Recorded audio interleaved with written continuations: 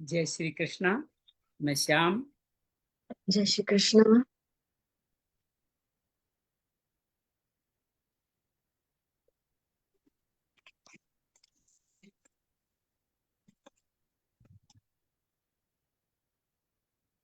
जय श्री कृष्ण। आज भाद्रपद मास की शनि श्री अमावस्या है।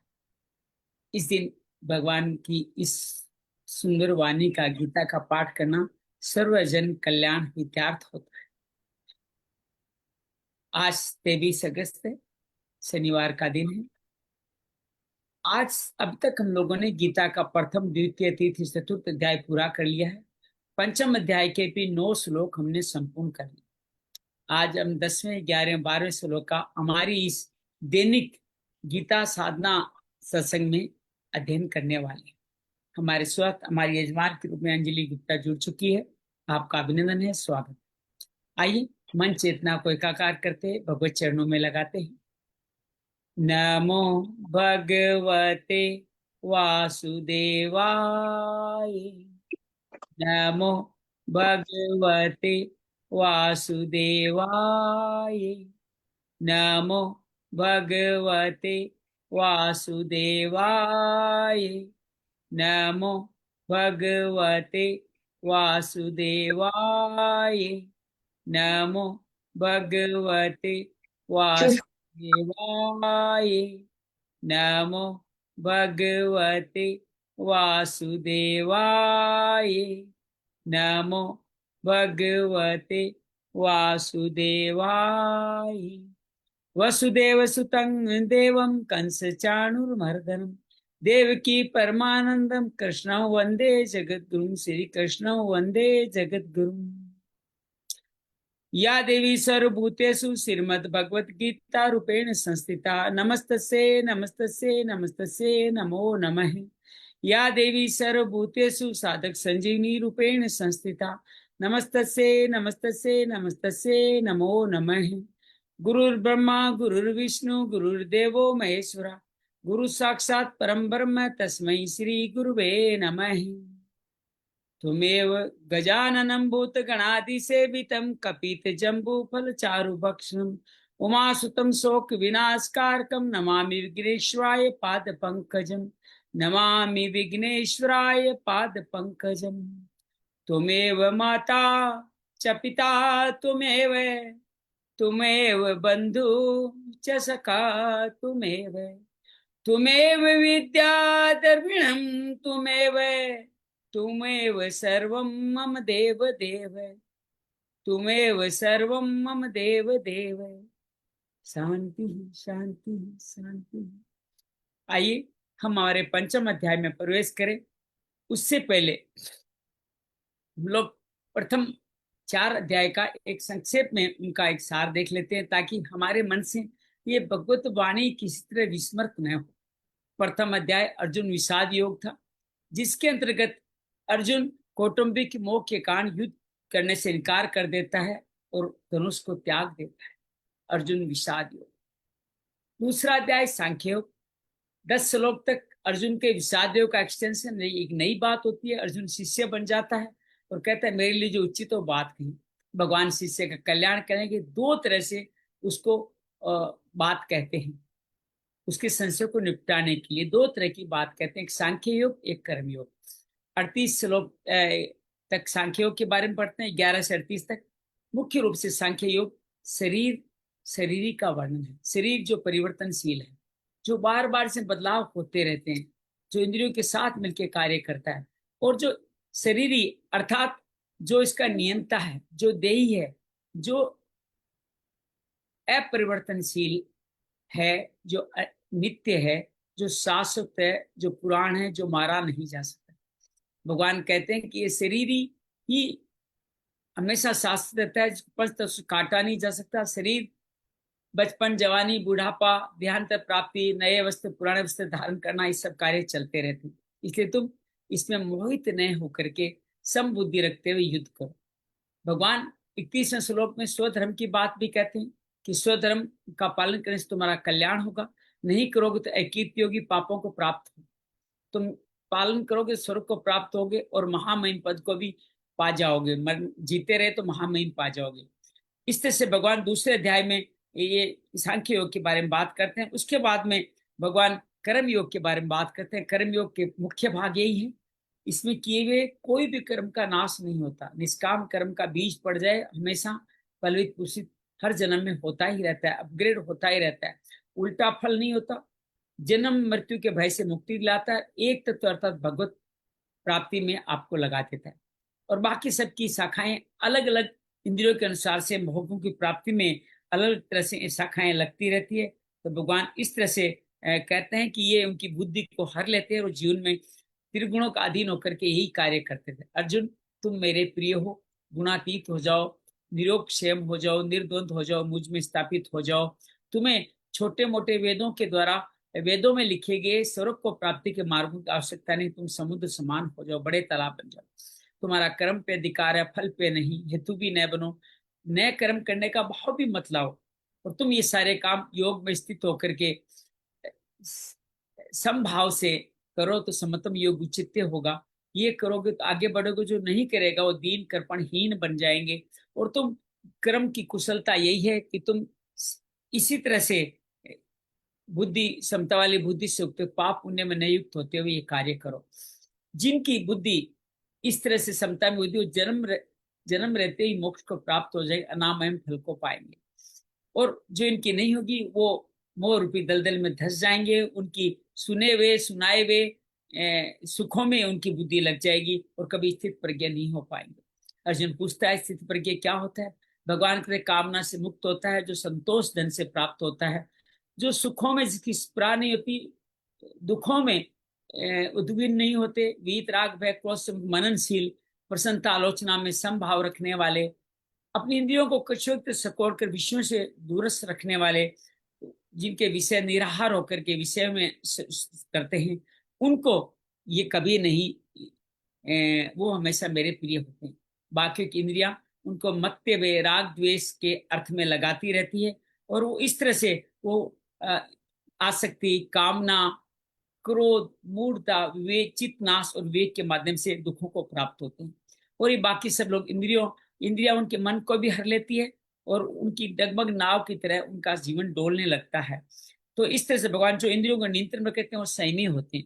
बाकी सब लोग जागते हुए इंद्रियों के में रहते हैं, वो जागते हुए संयम का जीवन जीते हैं। अर्थात इंद्रियों के बस में होना सोना है, और इस तरह से वो समुद्र के समान मुझ में स्थित हो जाते हैं, शांति को प्राप्त होते हैं। निष्प्रय निर्ममो निरंकार शांति प्राप्त होते, मुझ में प्राप्त होते। तीसरे अध्याय में भगवान को अर्जुन पूछता है कि मेरे को आपने दो कार्य बताए, ज्ञान योग कर्मयोग। उनको कर्मयोग अच्छा लगता है, मुझे जो उचित है वो मार्ग बताइए। भगवान कहते हैं दोनों विधाएं मेरे द्वारा की गई है, और ज्ञान योग के लिए ज्ञान योग, कर्मयोग के लिए कर्मयोग। ये दोनों विधाएं छठे अध्याय तक चलने वाली है हमारे साथ साथ। कोई भी व्यक्ति किसी भी कर्म का आरंभ किए बिना मुक्ति नहीं पा, कर्मों का त्याग करे बिना मुक्ति नहीं मिलती। प्रकृति के वश में होने का हम हर व्यक्ति कर्मों का ये करे बिना रह नहीं सकते, और इन कर्मेंद्रियों को संयम में रख भी ले और मन से भी विचरण करें तो मिथ्याचारी कहलाएंगे।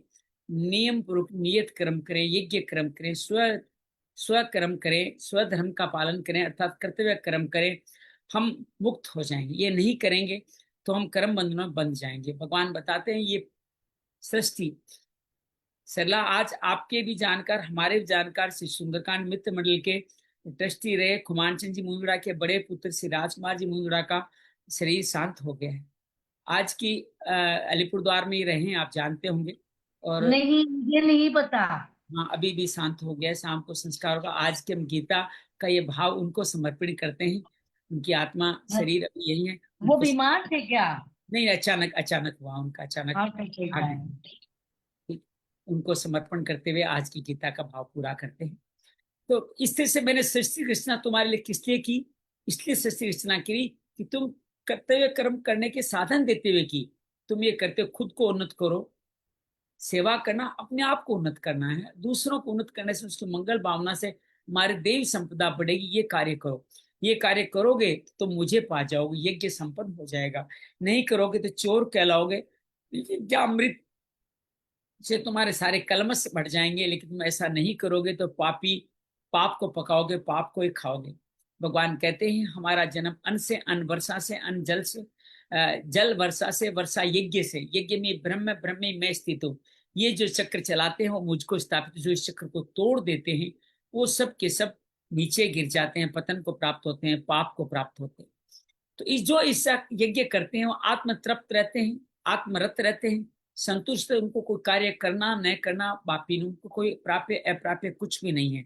तो भगवान इस तरह से ये कार्यक्रम कह रहे हैं कि भगवान कहते हैं कर्म, जो जनक आदि लोग उनको कुछ कार्य करना बाकी न, फिर भी ये सब कार्य लोक संग्रह के कार्य करते थे, ताकि लोग उसका वो कार्य करते थे, जो आचरण करते थे उसी का प्रमाण देते थे। मैं भी उन्हीं में हूँ, मुझे भी कोई कार्य करना या कुछ फल अप्राप्य नहीं है, फिर भी मैं सब कार्य सावधान होकर करता हूँ, ताकि लोग किसी भी तरह से इससे विमुक्त होकर के कार्य करना न छोड़े। तो भगवान ये बार बार ये कहते हैं, जो इस तरह से लोक संग्रह कार्य करते हैं, मुझ में स्थित होते हैं, उनकी बुद्धि में कोई भेद नहीं होता, और अज्ञान लोग कर्म के संग में पड़ जाते हैं और वो कार्य नहीं कर, विधानों को चाहिए कि उनको भी प्रेरित करें, वो प्रकृति के गुणों के सर्वस्व के कार्य कर रहे हैं। विद्वान लोग गुणा गुणेषु वर्तन्ते हैं, ज्ञानी लोग यही मानते हैं, इसलिए कर्मों में उलझते नहीं हैं। तो इस तरह से जो कार्य करते हैं, जो नहीं करते उनको भगवान कहते हैं उनको मंद बुद्धि, और कहते हैं उनको विचलित नहीं करें, उनको आगे बढ़ाएं। भगवान भी आगे बढ़ाने के लिए अपना मत देते हैं कि वो लोग मेरे को अर्पण करते हुए, मुझे अर्पण करते हुए, विवेक शक्ति का पालन करते हुए, निराशी निर्मम निसंताप होते, दोष दृष्टि न रखते हुए श्रद्धा तो मुझे भजे, मैं उनको कल्याण कर दूंगा। और जो इस तरह से नहीं, मेरे मत को नहीं मानेंगे श्रद्धा पूर्वक, वो सभी भूत नष्ट हो जाएंगे। भगवान इस तरह बार बार कहते हैं कि वो लोग इंद्रियों के अर्थ में बरसते हैं, राग द्वेष उनके वश में कर लेता है और वो नीचे गिर जाते हैं। भगवान कहते हैं अपने स्वधर्म, कर्तव्य कर्म, सेवा धर्म का पालन करते करते मर भी जाए तो कल्याणकारी है, और जीत दूसरे धर्म का पालन करते हुए जीवित भी रहे तो भयावह है। अर्जुन पूछता है सब लोग ऐसा क्यों नहीं करते? भगवान कहते हैं काम के कारण, काम से क्रोध होता है, दोनों रजोगुण से होता है। ये महावेरी है, आपके ज्ञान को ढक लेगा, आपके विवेक को ढक लेगा, और आपके इंद्रिया मन बुद्धि को भी हर लेगा। और ये इस तरह से करके ज्ञान विज्ञान नाशनम, ज्ञान अर्थात विवेक, विज्ञान तो भगवान को पाने की जो विधा है उसको भी हट लेगा। ये शरीर से इंद्रिया सशक्त है, इंद्रिया से मन, मन से बुद्धि, और बुद्धि जब काम में घुस जाती है तो आपका वीर्य, इस पाप को मार डालो। चतुर्थ अध्याय में भगवान कर्म के बारे में कहते हैं, और भगवान कर्म के बारे में ये कहते हैं कि ये निष्काम कर्म मैंने सृष्टि के आरंभ में सूर्य को कहा, उन्हें अपने पुत्र विवस्वान को, विवस्वान ने मनु को, मनु ने इक्ष्वाकु को, और फिर कई राजऋषियों ने अपनाया और मुक्ति पाई। लेकिन परंपरा धीरे धीरे संपूर्ण होती चली गई। मैं तुम मेरा सखा हो, मित्र हो, इसलिए उत्तम रहस्य की बात मैं कह रहा हूँ।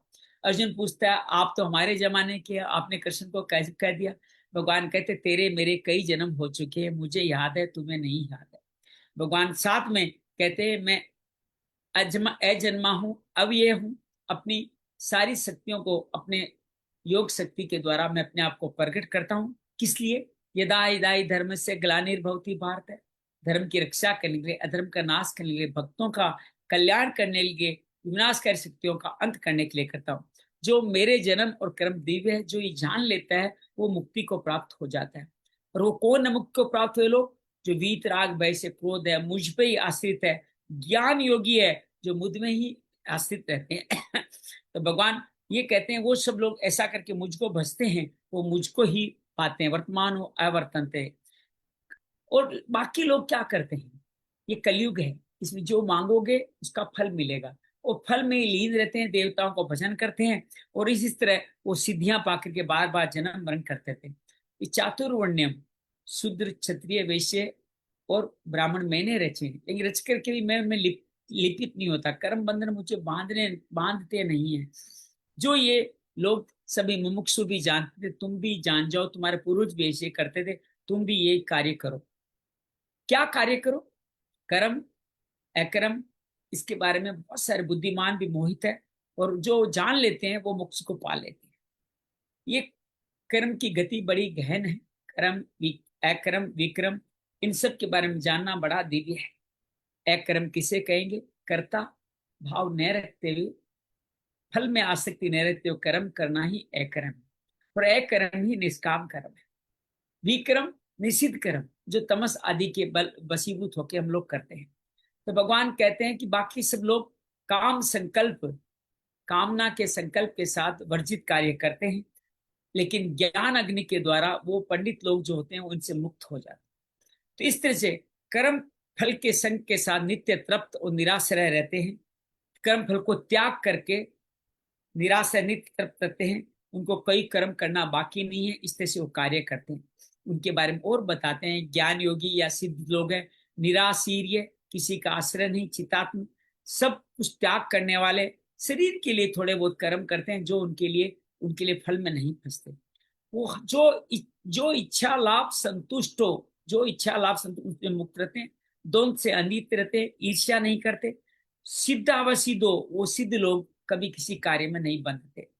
इस तरह से गत संघर्ष से वो ज्ञान में स्थित होकर के हमेशा कर्मों से असंग होकर के मुक्त रहते हैं, यज्ञ कार्य करते रहते हैं, समग्र रूप से यही कार्य करते रहते हैं। वो कैसे कार्य करते हैं?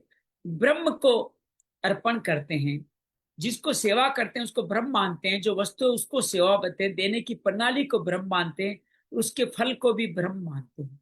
वो है ब्रह्म यज्ञ। भगवान कहते हैं देव में पागरे यज्ञ, भगवत दर्पण, सब में भगवत दर्शन करते हुए यज्ञ करते हैं। ब्रह्माग्नि अर्थात अपने आप को शरीर का फर्क मानते हुए यज्ञ करते हैं।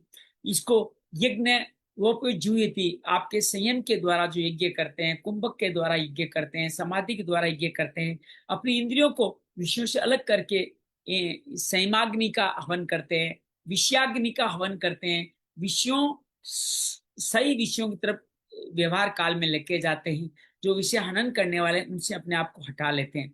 इस तरह सभी इंद्रियों को अपने अंतर्मुखी करते हुए, प्राण को कुंभक के द्वारा रोकते हुए, समाधि के द्वारा वो मुक्ति को आत्मसंयम योगाग्नि के द्वारा वो प्राप्त होते हैं। संयम का तात्पर्य धारणा ध्यान समाधि का सामूहिक नाम है संयम।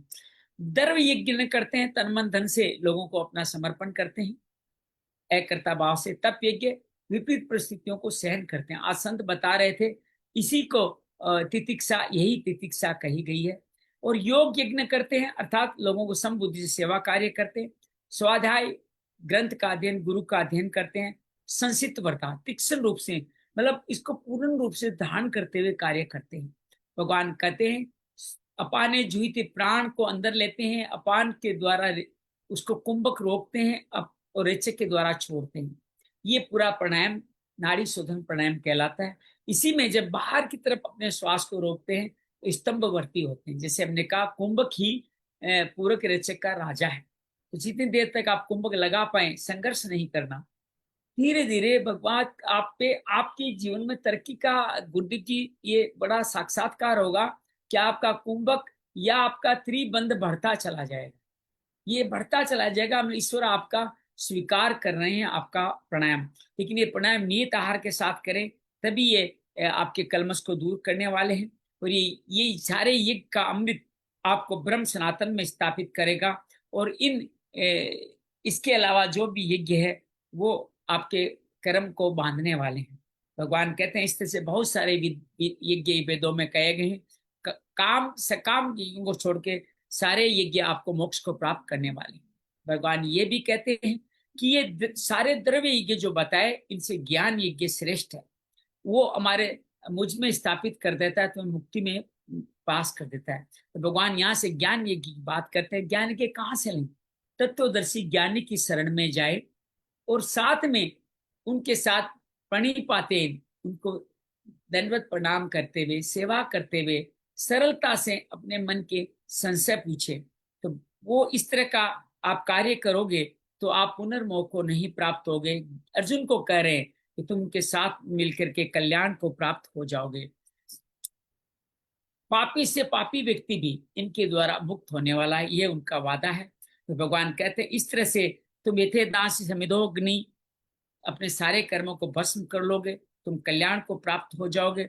इस तरह से ये ज्ञान यज्ञ तुम्हें पवित्र रूप से कार्य करेगा। लेकिन फिर कहते हैं लेकिन कर्म योग संसिदा को निष्काम कर्म योग है, इसकी भी कोई तुलना नहीं, इससे भी तुम मुक्त हो जाओगे। भगवान कहते हैं संयतेंद्रिय होके तत्व प्रायण होके श्रद्धा से कर्म करो तो मुझको पा जाओगे।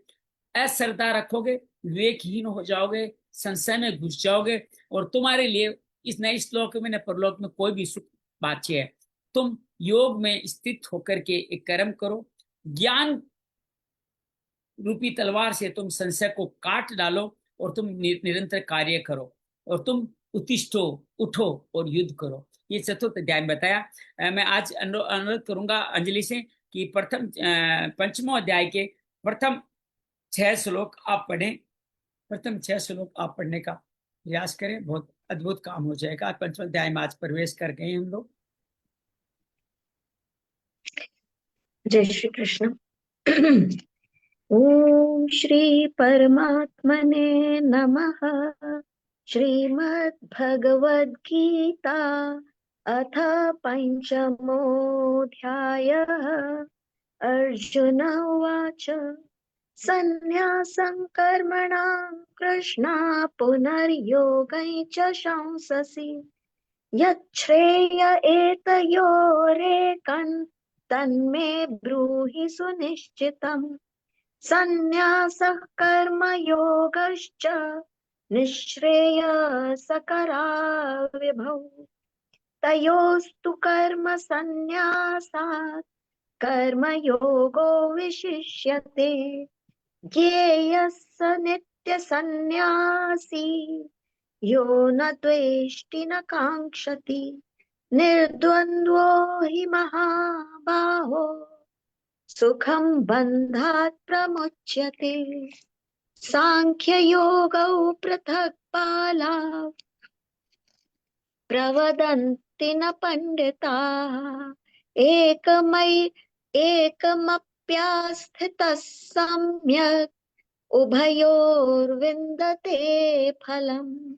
यत् सांख्यैः प्राप्यते स्थानं तद्योगैरपि गम्यते। एकं सांख्यै च योगै च यः पश्यति स पश्यति सन्न्यासस्तु महाबाहो दुःखमाप्तुमयोगतः। योगयुक्तो मुनिर्ब्रह्मा न चिरेणाधिगच्छति। जय श्री बहुत कृष्ण। सुंदर, बहुत अद्भुत। भगवान से अर्जुन फिर सवाल पूछता है, कभी आप कर्म त्याग करने कहते हो, कभी निष्काम कर्म करने, मेरे लिए जो उचित एक विधि है वो हमें कही। भगवान उत्तर देते हुए कहते हैं, सांख्य और कर्मयोग दोनों ही कल्याण करने वाले हैं, परंतु कर्म संन्यास पहली बार कहा है स्पष्ट रूप से, अप्रत्यक्ष पहले क्या आए हैं, कर्म संन्यास सांख्य योग से कर्म योग श्रेष्ठ है। क्यों श्रेष्ठ है, अगले में श्लोक में ही इस बात को बताते हैं। भगवान कहते हैं कि जो मनुष्य किसी से न किसी द्वेष करता है, न किसी से कुछ आशा रखता है, आकांक्षा करता है, अर्थात राग से ही आकांक्षा पैदा होती है, वह कर्मयोगी सन्यासी के समान है कि द्वंद्व से रहित मनुष्य संसार बंधन से मुक्त हो जाता है, और ये काम कर्मयोग में सहज है। भगवान इसी को और स्पष्ट करते हुए कहते हैं, जो बिना समझ लोग हैं वो सांख्य और कर्मयोग को अलग अलग फल वाले कहते हैं। पंडित जन इनमें से एक साधन में स्थित होकर दोनों के फल रूप परमात्मा, दोनों का फल क्या है, परमात्मा को पाना। इसलिए दोनों विधियां हैं। आप दो रास्ते से आगरा जा रहे हो, दोनों रास्तों से आप पहुंचोगे कहाँ, आगरा ही पहुंचोगे, दो रास्तों से। तो फल रूप क्या है, परमात्मा है। सांख्य योग के द्वारा जो तत्व है अर्थात परम तत्व को प्राप्त किया जाता है, कर्म योगियों के द्वारा भी वही प्राप्त किया जाता है। तो जो मनुष्य सांख्य और कर्मयोग को एक देखता है वही ठीक देखता है। अर्जुन कहता है तुम अलग अलग मत देखो, पहले तो ये बात कहते हैं। और भगवान अगले श्लोक में, 6ठे श्लोक में कहता है, बड़ी स्पष्ट करते हैं, कर्म योग के बिना सांख्य योग सिद्ध होना बहुत कठिन है। आप दो रास्ते क्यों चलोगे कि पहले आप इस रास्ते जाओ फिर उससे जाओ, आप तो सीधा कर्म योग अपनाओगे ना, जिसके बिना सांख्य योग कठिन हो जाएगा। तो मननशील योगी शीघ्र ही ब्रह्म को प्राप्त हो जाता है। कौन मननशील, मुनि कह दिया निष्काम कर्म वाले को, योगी कह दिया, और कहता है कि वो जल्दी मुक्त हो जाएगा सांख्य योग की बजाय। सलाह 7वां और 8वां श्लोक पढ़ें आप। योगयुक्तो विशुद्धात्मा विजितात्मा जितेन्द्रियः सर्वभूतात्मा कुर्वन्नपि न लिप्यते नैव किञ्चित् करोमीति युक्तो मन्येत् तत्त्ववित् पश्यै शृण्वन् स्पृशै जिघ्रन् न सनन् गच्छन् स्वपैश्वसन्। अगला आप और पढ़ दीजिए, कंटिन्यू में वही पढ़ दीजिए। परलक्ष्मन् विसर्जन् गृह्णन् निमिषन्नपि इन्द्रियाणीन्द्रियार्थेषु वर्तन्त इति धारयन्। तो कल हमने इनका अध्ययन किया था। भगवान ये कहते हैं कि कर्मयोगी के लक्षणों का पहले वर्णन करते हैं। कर्मयोगी कौन है? जितेंद्रिय, जिसकी इंद्रियां वश में। इंद्रियां वश में नहीं है तो संसार में लगे रहोगे, इंद्रियों अपने भोगों में लगे रहोगे, चोर हो जाओगे, निष्काम कर्म कैसे करोगे? इंद्रियां वश में। जिसका अंतःकरण निर्मल है, अर्थात मन भी निर्मल है, जिसके शरीर अपने वश में, शरीर इंद्रिया मन तीनों चीजें जिसके वश में हैं, और संपूर्ण प्राणियों को अपने अंदर देखता है। संपूर्ण आत्मा ही जिसकी आत्मा है, संपूर्ण प्राणी अपने अंदर देखता है, ऐसा कर्मयोगी करते हुए लिप्त नहीं होता। चार भाव, शरीर इंद्रिय मन निर्मल है, वश में है, और संपूर्ण प्राणियों को अपने अंदर देखता है, वही कर्मयोगी निष्काम भाव से सेवा कर पाता है। भगवान अब सांख्य योगियों के 13 गुणों के बारे में इस अद्भुत श्लोक में, 2 श्लोकों में बताते हैं कि तत्व को जानने वाला तत्वदर्शी सांख्य योगी ज्ञान योगी कहलाता है। वो देखता हुआ, सुनता हुआ, छूता हुआ, सूंघता हुआ, खाता हुआ, चलता हुआ, ग्रहण करता हुआ, बोलता हुआ, मल मूत्र का त्याग करता हुआ, सोता हुआ, श्वास लेता हुआ, आंख खोलता हुआ, आंखें मूंदता हुआ, संपूर्ण इंद्रियों के विषय में ही इंद्रिया बरत रही है, गुणा गुणेषु वर्तन्ते है, मैं कुछ भी नहीं करता हूं ऐसा माने, वो है सांख्य योगी। सारे इंद्रियों के कर्म हो रहे हैं, 5 ज्ञानेंद्रियों के, 5 कर्मेंद्रियों के, 3 उप प्राण के कर्म। कौन सा? सोना, श्वास लेना, आंखें खोलना, बंद करना, ये 13 तरह के कर्म वो हो रहे हैं, अपना जैसा गुण है उसके अनुसार हो रहे हैं। मैं करता नहीं हूं, आई एम डूइंग नथिंग, मैं ऐसा नहीं करता, ऐसा मानने वाला सांख्य योगी है। आज भगवान इसी बात को और आगे बढ़ाएंगे और इन्हीं लक्षणों के साथ इसको ये बताने वाले हमारे को कि कर्म, जो सांख्य योगी कर्म निर्लिप्तता बता दी, अब कह रहे कर्म योगी जब निर्लिप्त होगा तो भक्त में कन्वर्ट हो जाएगा। उसके गुण यहाँ निर्लिप्तता बताते हैं। ब्रह्मण्यादाय कर्माणि संत्यक्त्वा करोति यः लिप्यते न स पापेन पद्मपत्रम अम्बसः। भगवान ये कहते हैं, जो ये कर्मयोगी की बात ये है, जो धीरे धीरे एकर्ता भाव के साथ भक्ति योगी बन जाता है। वो संपूर्ण कर्मों को परमात्मा में अर्पण करके, कर्म की आसक्ति का त्याग करके कर्म करता है। वो कैसा होता है? संज्ञा क्या है? कमल के पत्ते में जिसे जल नहीं चिपकता, उसी तरह पाप से लिप्त नहीं होता। तो बड़ा सुंदर कर्मयोगी का भाव दिया है। ब्रह्म न्याय ध्याय कर्माणि, शरीर इंद्रिया मन बुद्धि प्राण सब भगवान के अपने हैं ही नहीं, तो इन क्रियाओं को भक्तियों के अपना कैसे मान सकता है? उसका भाव रहता है सब क्रियाएं भगवान के द्वारा ही हो रही है, भगवान के लिए हो रही है, मैं तो निमित्त मात्र हूं। ये मान लेना ही निष्काम कर्मयोगी भक्ति योग में बदल देता है। आप इस संपूर्ण क्रिया करते हैं, कर्तापन में भगवान में ही माना, ये उपयुक्त पदार्थ का अर्थ है। शरीर आदि वस्तु अपनी नहीं है, प्रत्युत मिली हुई है, बिछुड़ रही है, ये हमें सेवा करने के लिए ईमानदारी के साथ जिसकी वस्तु उसी की अर्थात भगवान की मान लेनी चाहिए। संपूर्ण क्रिया पदार्थों कर्मयोगी संसार के, अब बड़ी व्याख्या यहाँ पे, कर्मयोगी संसार के मानता है, ज्ञान योगी प्रकृति के मानता है, और भक्ति योगी भगवान को अर्पण करता है। कर्मयोगी संसार को अर्पित करता है, ज्ञान योगी प्रकृति को, भक्ति योगी भगवान को। प्रकृति और संसार दोनों के स्वामी क्या है? भगवान ही है। तीनों मिलके काम एक ही कर रहे हैं, इसलिए भगवान को अर्पण करना ही श्रेष्ठ है, भक्ति को श्रेष्ठ बताया है। संग त्यक्त्वा करोति है, किसी भी प्राणी में किंचन मात्र भी लगाव महत्व न रहना ही आसक्ति का त्याग करना है। सच दृष्टि अज्ञान क्या है? जन्म मरण का हेतु होते भी साधिक दृष्टि राग ही जन्म मरण का मुख्य हेतु है। अज्ञान जन्म मरण का हेतु होते हुए भी शास्त्रीय दृष्टि तो अज्ञान है जन्म मरण का हेतु, लेकिन साधन की दृष्टि से राग ही जन्म मरण का हेतु है। कारण गुण संगों से सब जन्मों नि जन्म सु, राग ही अज्ञान पे टका हुआ है, इसलिए राग के मिटे अज्ञान मिट जाता है। संगात संजायते काम, हम आगे पढ़ के आ चुके हैं। ये राग आसक्ति से कामना उत्पन्न होते है, कामना इस संपूर्ण पापों की जड़ है। क्रियाजनक सुख लेने से, फल में आसक्त रहने से उस क्रिया का समय छूटता नहीं और बढ़ जाता है। सुख लेने से और उसमें लीन होते रहते हो। किसी भी छोटी बढ़िया क्रिया के फल सुख को वस्तु चाहना ही आसक्ति नहीं है। किंचित पात सुख पाने की इच्छा कर्म अपने लिए ही करता है। लिप्यते न स पापेन पद्म पत्रम अम्बसा।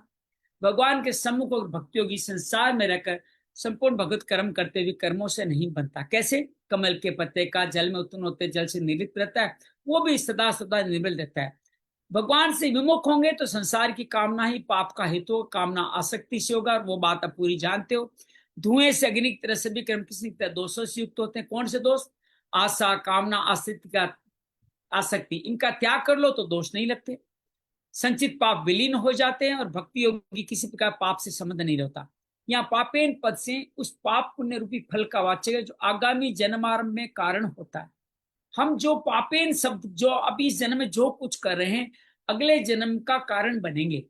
अगर पाप और पुण्य, बड़ी मजेदार छुपी हुई बात है अंजलि, पाप और पुण्य दोनों ही फल देने वाले हैं, दोनों ही जन्म मरण का कारण बनने वाले हैं। मतलब पुण्य भी करोगे तो भी मुक्ति नहीं होने वाली, बस निष्काम कर्म एक ये जो आपको मुक्त करेगा। तो भगवान इसी तरह से बात करें। सगुण ईश्वर को ब्रह्म करने का तात्पर्य क्या है? ईश्वर सगुण, निर्गुण, साकार, निराकार सब कुछ है, समग्र है। समग्र में सब कुछ आ जाते हैं। श्रीमद् भागवत में ब्रह्म निर्गुण सरकार, परमात्मा सगुण निराकार, भगवान सगुण साकार, तीनों को एक ही बताया है। सगुण के अंतर्गत ब्रह्म, परमात्मा, भगवान तीनों आ जाते हैं, पर निर्गुण में केवल ब्रह्म ही आता है। देखिए तीनों शब्द समझिएगा, ब्रह्म, परमात्मा, भगवान। ब्रह्म क्या है? हमारे अंदर जो ईश्वर का हिस्सा है वो ब्रह्म है।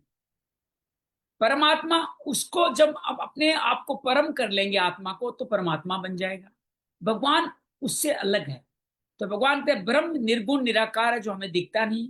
परमात्मा सगुण निराकार दोनों है और भगवान सगुण साकार है। तो इस तरह से निर्गुण के अंतर्गत केवल ब्रह्म ही होता है। निर्गुण में गुणों का निश्चित, निर्गुण सीमित है, सगुण समग्र है। इसलिए हमें अद्वैतवाद को अपनाना है। अद्वैत का मतलब अहम ब्रह्मोस्मि, ये ज्ञान अग्नि वाले करते हैं, ज्ञानी करते हैं। वो कई बार समस्या में भी आ जाते हैं, अहंकार में आ जाते हैं, मैं ब्रह्म हूं। तो हम भगवान श्री कृष्ण को ब्रह्म कहा है। अर्जुन ने भी पर ब्रह्म पर रामम पवित्र ब्रह्म भगवान है। गीता में ब्रह्म के 3 नाम बताए गए हैं। ओम तत्सत 17वें अध्याय में बात करेंगे। तो ये सगुण हुआ, नाम नामी का संबंध है तो सगुण हुआ। भगवान अब कर्म योगी की कार्य करने की शैली यहाँ पे बता रहे हैं। कायेन मनसा बुद्धिया केवलेन्द्रियैरपि योगिनः कर्म कुर्वन्ति संत्यक्त्वात्म शुद्ध ही। कर्मयोगी फिर वही बात, आसक्ति का त्याग करके, ममता रहित होकर के, इंद्रिया, शरीर, मन, बुद्धि के द्वारा अंतःकरण की शुद्धि के लिए कर्म करते हैं। कर्म किस लिए करते हैं? अंतःकरण की शुद्धि के लिए कर्म करते हैं। उम्मीद है आपको भावार्थ समझ में आया होगा। बड़ा सिंपल है। अच्छा, भगवान ने बीच में भक्ति योग क्यों डाल दिया? मुझे लगता है यह भक्ति योग नहीं है। कर निष्काम कर्म योगी जब समर्पण कर देगा भगवान को, सब में भगवत देखते हुए, वो निष्काम कर्म योगी भक्ति योगी बन जाता है। चर्चा यहाँ निष्काम कर्म योग की ही चल रही है। तो योगी ने पद कर्म योगी के लिए आया है। भगवत दर्पण सब में ईश्वर मानना, कर्म को भक्ति योगी कहलाते हैं। जो संसार की सेवा के निष्काम कर्म करते हैं वो कर्म योगी कहलाते हैं। अर्थात कर्म योगी में भी आप सब में भगवान मान लें तो आप भगवत योगी हो जाएंगे। कर्म योगी अपने कहलाने शरीर से उन्हें अपना नहीं मानता, संसार का मानता है। कान की शरीर आदि की संसार के साथ एकता है। कायन मनसा बुद्धिया केवलेन्द्रिय, यहाँ कितनी बात के। कायन मतलब शरीर, इंद्रिया, मन और बुद्धि किसी भी दृष्टि से अपनी नहीं है, प्रत्युतः अपने को मिली हुई है और ये बिछुड़ने वाली है। इनको अपना मानना सर्वथा भूल है। संसार के साथ स्वतः सिद्ध एकता है। शरीर आदि पदार्थ किसी दृष्टि से अपने नहीं है। मालिक की दृष्टि देखे तो ये भगवान के हैं, कारण की दृष्टि देखे तो प्रकृति के हैं, कार्य की दृष्टि देखे तो संसार के हैं। तो संसार, प्रकृति, भगवान तीनों का फिर जिक्र आ गया है। किसी दृष्टि को अपना मानना, ममता रखना भूल है। ममता को सर्वथा मिटाने का नाम ही केवले है। केवले पद बहुवचन होने का तात्पर्य इंद्रियों का ही विशेषण है। इंद्रियों से ममता हटाने को कहा गया है, शरीर, मन, बुद्धि से नहीं। ऐसा संभव ही नहीं है। शरीर आदि का संबंध समष्टि संसार के लिए है। व्यष्टि कभी समष्टि से अलग हो ही नहीं सकती। इस व्यष्टि क्या है? हमारा जीवन व्यष्टि है, पूरा संसार समष्टि है। हम शरीर संसार के ही पार्ट रहे हैं। इसलिए व्यष्टि समझ जोड़ने पर समष्टि समझ स्वतः ही जुड़। हमें क्या करना होगा? ये शरीर मेरा नहीं है, इससे संबंध तोड़ेंगे तो समष्टि से संबंध जुड़ जाएगा। क्योंकि आपने अगर किसी व्यक्ति के संबंध जोड़ा तो उसके परिवार संबंध तो अपने आप जुड़ गया, और आप उस व्यक्ति से संबंध नहीं जोड़ेंगे, व्यष्टि से नहीं जोड़ेंगे, तो आप उनके परिवार से भी नहीं जोड़ेंगे। ये परिवार का मतलब बड़े स्तर पे संसार है। तो ममता हटाने को प्रेरणा कौन करेगा? केवल पद। वास्तव में कर्ता का स्वयं निर्मम होना आवश्यक है, निर्मम होना चाहिए, अर्थात ममता रहित हो। निर्मम का मतलब अत्याचारी नहीं है। आपको शरीर इंद्रिय मन बुद्धि से ममता मिट जाती है, वो निर्मम है। ममता केवल मानवीय वास्तव में है नहीं। साधारण लोग फल प्राप्त कर्म करते हैं, परमयोगी फल की आसक्ति मिटाने कर्म करता है, परंतु जो शरीर इंद्रिया मन बुद्धि प्राण आदि अपना मानता है वह फल की इच्छा का त्याग कर ही नहीं सकता। ये शरीर मेरा है, इंद्रिया मेरी है, मन मेरा है, बुद्धि मेरा है, शरीर आदि अपने द्वारा है, उनके द्वारा कर्मों का फल भी अपने को मिलना चाहिए। शरीर आदि को अपना मान से ही फल की इच्छा उत्पन्न होती है। केवल पद का ये तात्पर्य भी है, जिसे वर्षा बरसते सब लोगों का हित होता है। ऐसा भाव नहीं होता मैं बरसती हूँ, मेरी वर्षा है, दूसरों हितों का, दूसरों को नहीं। इंद्रियों के द्वारा भी हित में अपनापन मालूम न होने दे। उससे जो भी कर्म करे, किसी का अभिष्ट मनचाही बात हो जाए तो उसको समझ जोड़ लिया तो ममता हो गई। संग तेत्व आत्म शुद्ध है, संग तेत्व पद है, इनकी व्याख्या वहीं देखनी चाहिए। 10वें श्लोक में ये वक्त है। साधारणतः मल विक्षेप और आवरण दोष के द्वारा होने के अंतःकरण की शुद्धि मानी जाए। आप में कोई किसी के प्रति कोई मल नहीं है, विक्षेप नहीं, भटकाव नहीं है अपने कर्तव्य से, और द्वंद्व के दोष से आप मुक्त दूर हैं, तो अंतःकरण की शुद्धि है। अंतःकरण की शुद्धि वास्तव में क्या है? इंद्रिया, शरीर इंद्रिया मन बुद्धि से ममता का मिट जाना। शरीर कभी नहीं कहते हम तुम्हारे हैं, तुम हमारे हो, हम ही उनको अपना मान लेते हैं। उनको अपना मानना ही अशुद्धि। ममता मल जरी जाए, मानस में कहा गया है। तो ममता से मल जल जाता है, ममता के कारण, ममता छोड़ोगे तो जल भी छूट जाएगा, शरीर मल भी छूट जाएगा। शरीर आदि के प्रति ममता मान संबंध का स्रोत अभाव ही आत्मशुद्धि है। तो हम सबको क्या करना है अंतःकरण की शुद्धि के लिए? शरीर या मन बुद्धि को अपना नहीं मानना है। अहंता में भी ममता रहती है, अहंकार है मैं ये कर रहा हूं, उसमें ममता है। ममता सर्वथा मिटने पर जब अहंता में ममता नहीं, तब सर्वथा शुद्धि होती है। कर्म कुर्वंती, शरीर या इंद्रिया मन बुद्धि में सूक्ष्म अपनापन रह जाता है। सर्वथा दूर करने के लिए कर्मयोगी कर्म करते हैं। कर्म करते अपने लिए किसी प्रकार सुख चाहता है, किसी फल की इच्छा करता है, सामग्री को अपनी मानता है, तब तक कर्म बंधन से मुक्त नहीं होता है। मनुष्य फल की इच्छा न करे तो शरीर आदि को अपना मान से कर्म फल का हेतु बन जाता है। तो भी जिसका भगवान निषेध किया है कि कर्म फल का हेतु नहीं बनना, मैंने किया काम ऐसा नहीं मानना, कर्म करना ही उचित कहा गया। आरुक्ष मुनेरयोग्य कर्म कारणम उच्यते। दूसरों के हित के लिए जो जो कर्म करता है, ममता मिटती चली जाती है, अंतःकरण की शुद्धि होती चली जाती है। शुद्ध करने से अंतःकरण शुद्ध नहीं होता, शुद्ध करने से अंतःकरण के साथ संबंध बना रहता है। जब तक मेरा अंतःकरण शुद्ध हो जाए ये भाव रहेगा, तब तक अंतःकरण की शुद्धि नहीं होगी। अर्थात मेरे से आपका संबंध जुड़ा, बड़ी सुंदर बात है, बड़ी गूढ़ बात है, बड़ी सूक्ष्म बात है। अंतःकरण से तब तक शुद्ध नहीं होता जब तक ये मान लो मेरा अंतःकरण शुद्ध हो जाए। इसलिए भगवान कहते हैं मुक्ति की इच्छा भी छोड़ दो, क्योंकि ये ममता है, ममता एक खास अशुद्धि है। ममता मल जरी जाए। भगवान ने केवल पद से अंतःकरण के साथ ममता न रखने की बात करी है। शरीर इंद्रिया मन बुद्धि ममता का सर्वत्र अभाव हो जाने अंतःकरण की शुद्धि है। अनासक्त भाव से कर्म करने से ये शुद्ध होते हैं, अपने लिए कोई कर्म नहीं करते। ममता रंग से कर्म होते हैं, कर्म योग नहीं होते। अपने लिए कोई कर्म न करने से कर्म गति स्वरूप भगवान की तरफ होती है। कर्म योगी पहले ममता रहित होने का उद्देश्य अपना कर्म करता है, फिर उसके उद्देश्य की सिद्धि होती है। अब भगवान आगे अन्वय और व्यतिरेक किसी कर्मयोग की महिमा का वर्णन करेंगे। कैसे करते हैं? युक्त है कर्म फलं त्यक्त्वा शांतिम आपनोति नैष्ठिकीम। अयुक्त है काम कारेण फले सक्तो निबध्यते। कर्मयोगी कर्म फल का त्याग करके नैष्ठिक ऐसी शांति को जो कभी खत्म नहीं हो प्राप्त होता है। लेकिन जो सकाम मनुष्य है वो कामना के कारण फल में आसक्त होकर बंध जाता है। काम दोनों करते हैं, एक फल में आसक्त है, एक फल में आसक्त नहीं है। तो भगवान कर्म फल त्यक्त्वा, कर्म फल का त्याग करने को ही यहाँ त्यक्त्वा कहा गया। तात्विक फल को, तात्विक फल सुख है, दूसरे परिणाम में फल मिलता है, इन दोनों ही फलों की इच्छा का त्याग करना। अर्थात भगवान कहते हैं कि किसी प्रकार का सुख लेने की इच्छा नहीं कर, कर्म करने से हमें अच्छा लगता है, ओह मैंने सेवा कार्य किया, ये तात्कालिक सुख है और बाद में इसका परिणाम भी मिलेगा। इन दोनों ही फलों की इच्छा का त्याग करना है, अपना कुछ नहीं है, अपने लिए कुछ नहीं करना है। संचित कर्म के अनुसार प्रारब्ध बनता है, प्रारब्ध के अनुसार मनुष्य का जन्म होता है। मनुष्य जन्म में नए कर्म होने से नए कर्म संस्कार संचित होता है। लेकिन आसक्ति का त्याग करने से हमारे कर्म कैसे होते हैं? भुने हुए चने के। अब भुने हुए चने को आप पेड़ में लगाना चाहो तो पेड़ नहीं उगेगा। हमारे कर्म सब भुने हुए चने की तरह हो जाते हैं, कर्म फल की आसक्ति नहीं रहेंगे तो ये चने रहेंगे, फिर नया जन्म के लिए हो जाएगा, उनकी संज्ञा अकर्म हो जाएगी, जो पुनर्जन्म का कारण ही इनके माध्यम से समाप्त हो जाए। तो कर्म फल 4 प्रकार के, ये थोड़ा समझने वाली बात है।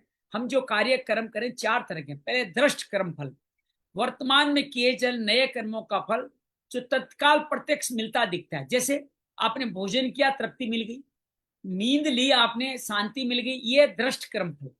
फिर अदृष्ट कर्म फल क्या है? वर्तमान में किए नए कर्म का फल जो भी संचित रूप से संग्रहित होता है, भविष्य में इष्टोक परलोक में अनुकूलता प्रतिकूलता के रूप में मिलेगा। ये प्रारब्ध होके मिलता है, जो अदृष्ट कर्म फल। हर कर्म का एक अदृष्ट कर्म फल भी होता है। प्राप्त कर्म फल क्या है?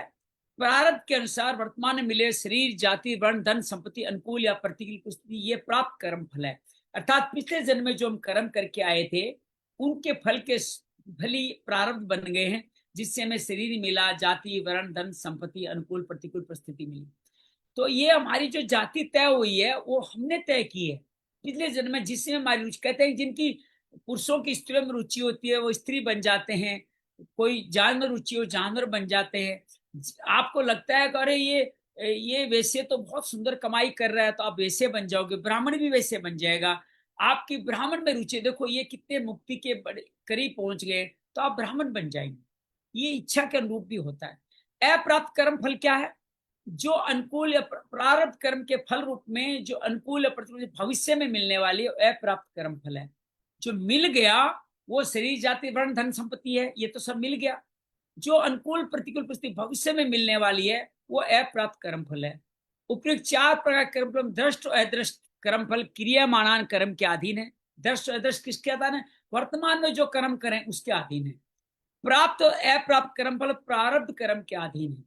कर्म फल का त्याग करने का अर्थ है दुष्ट कर्म फल का आग्रह नहीं रखना, मिलने में प्रसन्न अप्रसन्न नहीं होना, आशा नहीं रखना, ममता रखना, सुखी दुखी नहीं होना, मेरा दुख मिट जाए, मेरा सुख हो जाए, ऐसी कामना नहीं करना।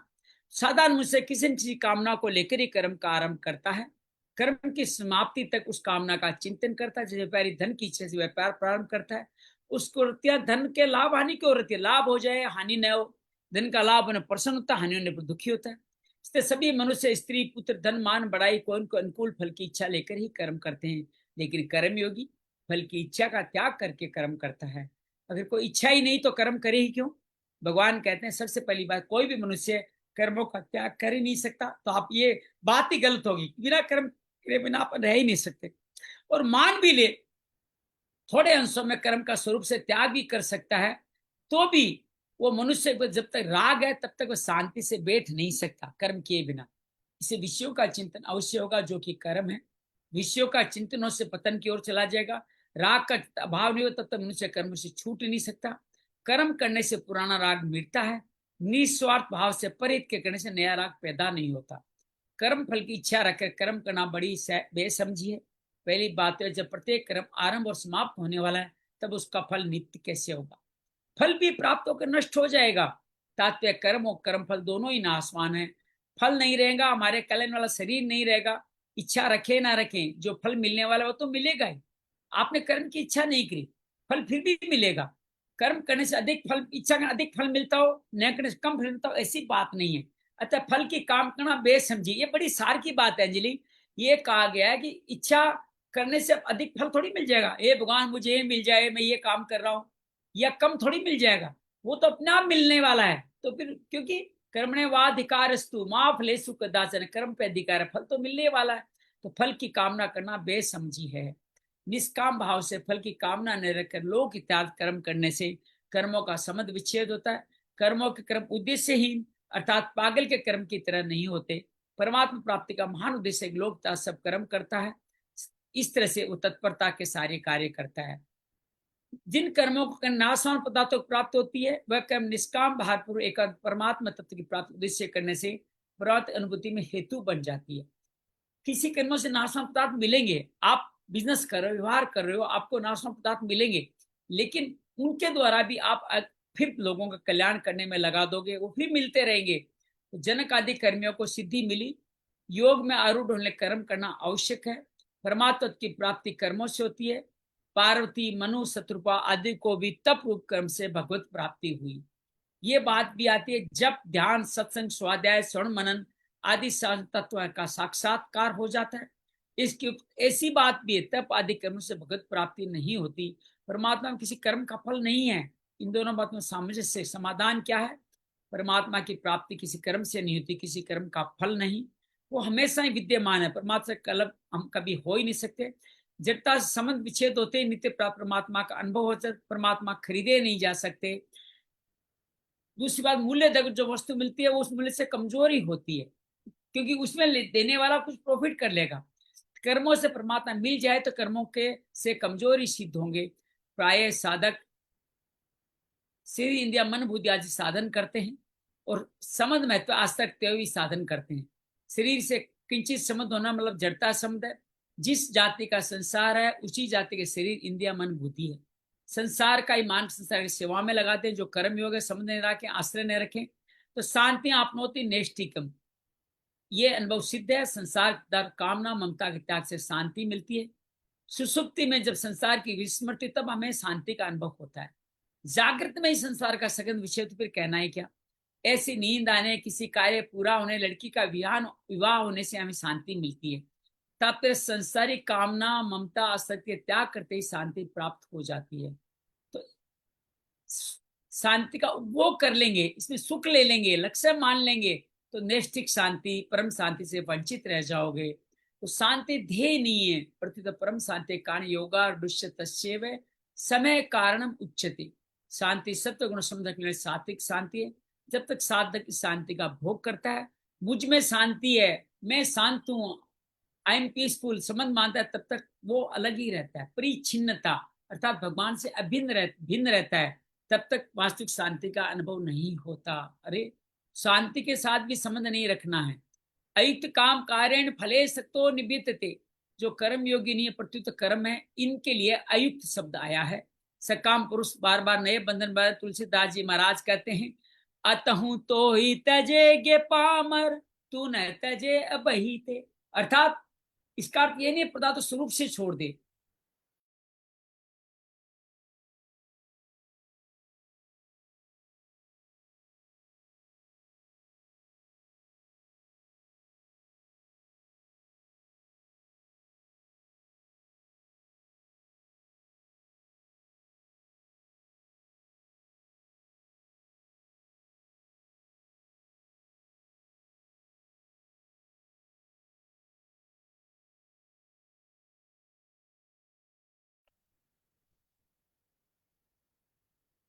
फ्रीज हो गया ना भैया जी का? भैया जी आपका फ्रीज हो गया है। आपको आवाज आ रही है गुरदीप भैया? हाँ जी दीदी आ रही है, वो उधर से कोई नेटवर्क इशू है। हाँ। हाँ वो नेट ऑफ हो गया होगा कुछ।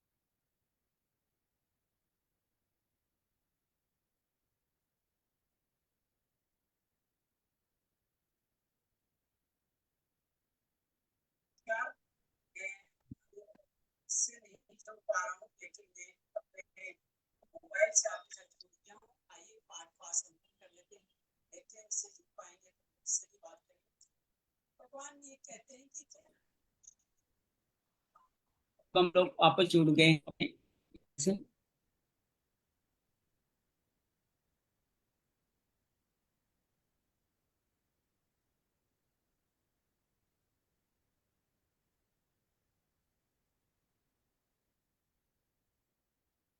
देखिए, मैं दो तरह से जुड़ने की प्रयास किए कि इस तरह काम बन जाए, लेकिन आप बने हुए हैं, आपका बहुत बहुत आभार।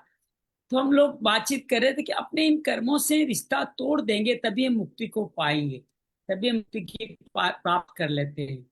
तो पदार्थों से कामना आसक्त माना हुआ संबंधी परम बंधन का कारण है। संबंध छोड़ देंगे तो मुक्ति को पा जाएंगे। हमें क्या करना है? साधन फला सकती है मुक्ति के लिए।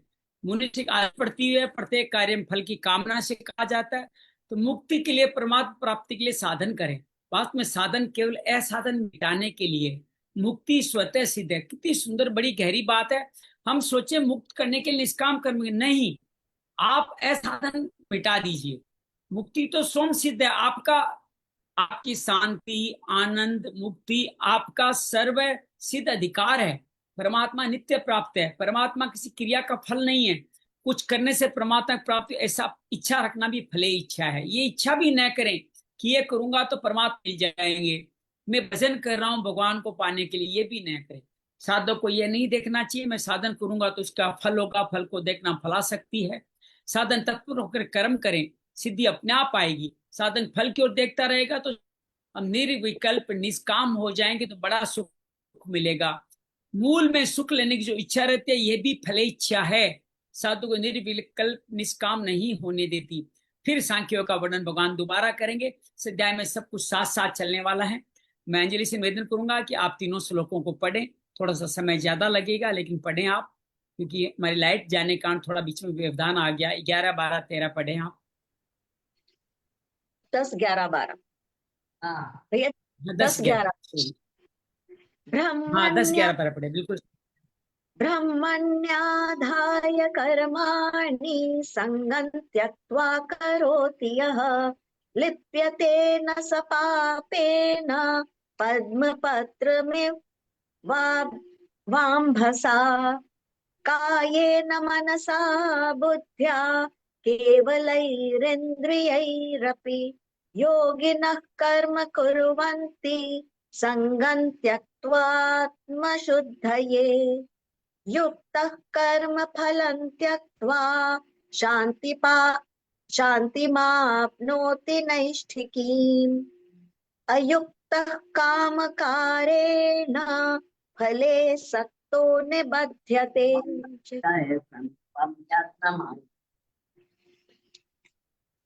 तो भगवान कहते हैं कि जो पुरुष सब कर्मों को परमात्मा में अर्पण करके, मतलब कोई भी कर्म करता है लेकिन उसमें कोई आसक्ति नहीं रखता और वो परमात्मा को अर्पण करके करता है, वह पुरुष इस प्रकार होता है जैसे जल के ऊपर कमल का पत्ता जिस प्रकार रहता है, कमल के पत्ते की भांति पाप से वो लिप्त नहीं होता, ऐसा पुरुष। फिर इसीलिए आगे वो क्या बोलते हैं कि इसीलिए कर्म योगी जो है, जो केवल इंद्रिय, मन, बुद्धि और शरीर द्वारा भी आसक्ति को त्याग देता है, ना मन से कोई आसक्ति रखता है, ना इंद्रियों से, बुद्धि से, शरीर से किसी भी प्रकार की आसक्ति नहीं रखता और त्याग देता है, तो और अपने अंतःकरण की शुद्धि के लिए कर्म करता रहता है। ऐसा कर्म योगी कर्म के फल का त्याग करके शांत, मतलब उसको शांत, वो उसका मन ज्यादा शांत होता है जो अपने कर्मों के फल का त्याग कर देता है और भगवत प्रिय अम, अ, अ, अम, और वो किसी भी कर्म के बंधनों में बंधता नहीं है, कर्म फल के बंधनों में नहीं बंधता।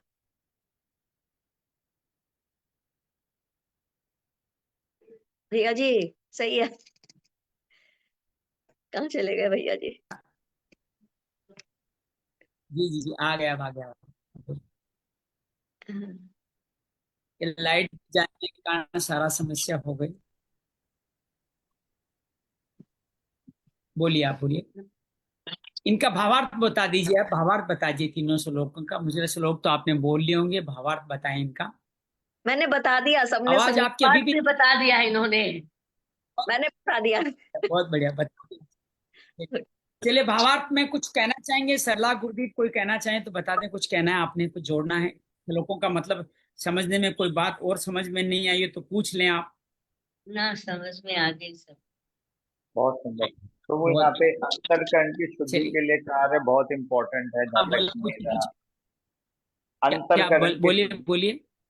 इन अंतरकरण की शुद्धि बड़े इम्पोर्टेंट यहाँ पर भगवान ने एक आइटम बताई है, ये हम्म, क्रिया बताई है कि अंतरकरण की शुद्धि।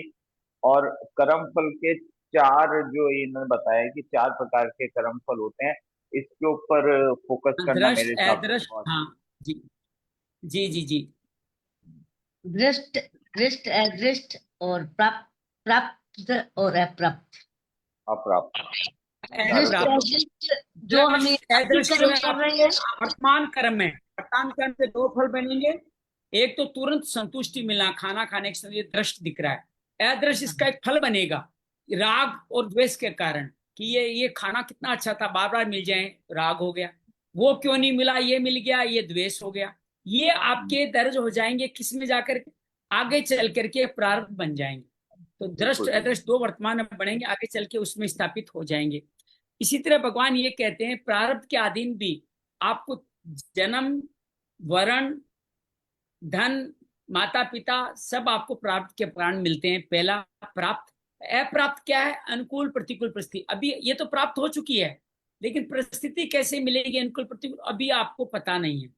यह आपका जैसी स्क्रिप्ट आप लिख के आए हैं, उसके आधार पर अनुकूल प्रतिकूल परिस्थिति बनती ही चली जाएगी।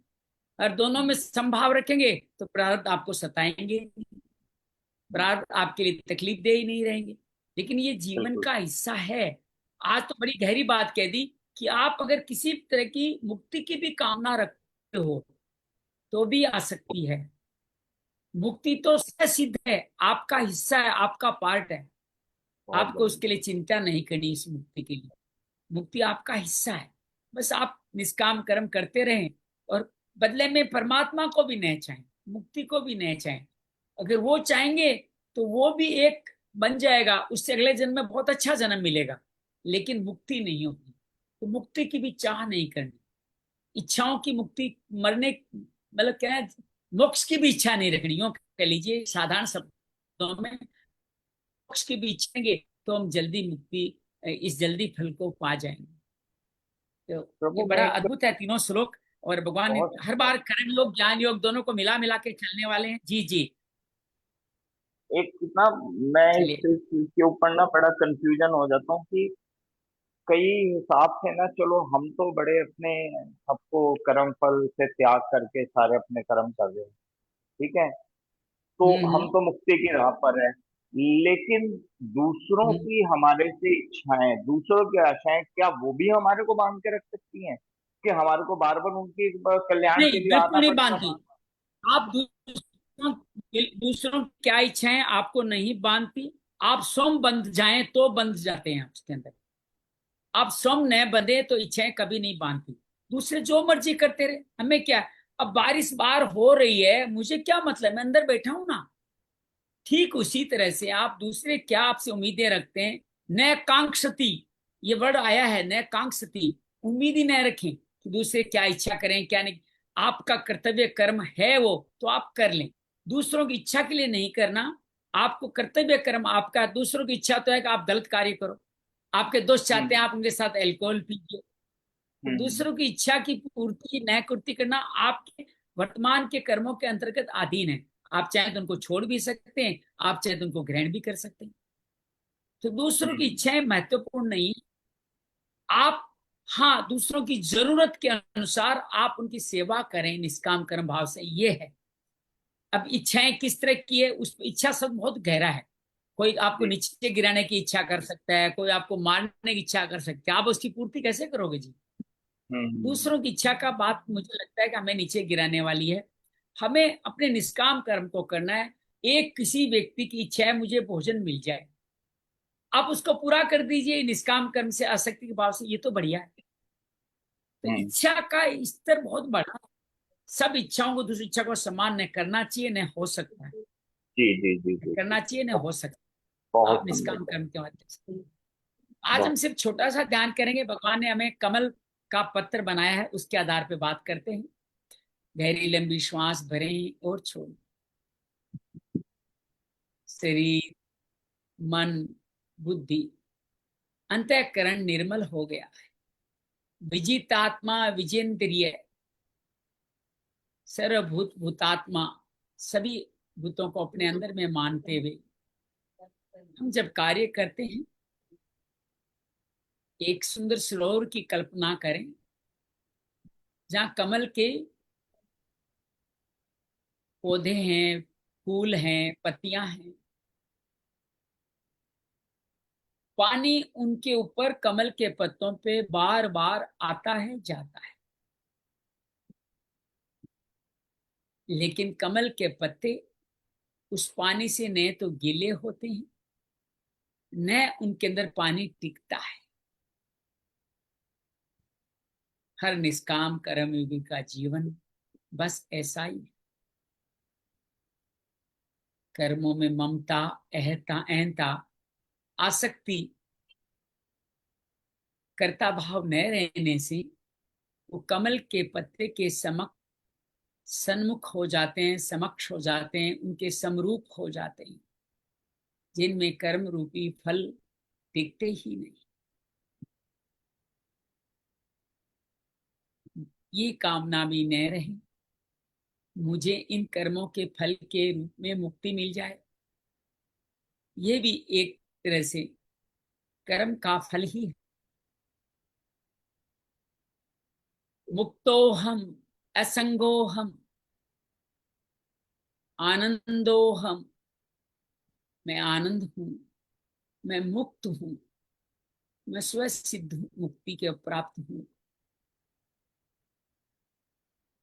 जिसे भगवान ने एक बार उदाहरण दिया, घड़े में से ज्यों ज्यों आप अपने कर्मों की आसक्ति को हटाएंगे, खाली होते समय में अपने आप ही वहां पे भगवान भर जाएगा।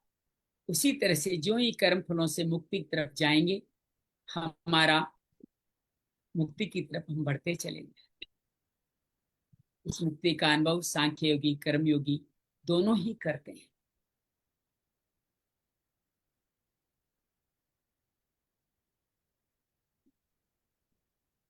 जय मां भगवत गीते, जय जय मां भगवत गीते। हरि ये कमल विहारिणी, हरि ये कमल विहारिणी, सुंदर सुपुनीते। जय जय मां भगवत गीते। दया सुधा बरसावनी, मातु कृपा कीजे, मातु कृपा कीजे। हरिपद प्रेम दान कर, हरिपद प्रेम दान कर, अपनों कर लीजे। जय जय मां भगवत गीते। योगेशम सचिदानंदम, वासुदेव व्रज प्रेम धर्म संस्थापकम वीरम, कृष्ण वंदे जगद्गुरु, श्री कृष्ण वंदे जगद्गुरु। ओम शांति ओम शांति शांति शांति। शांति। आप सबका कल्याण हो, इसी भाव के साथ अब हम विदा लेते हैं। सब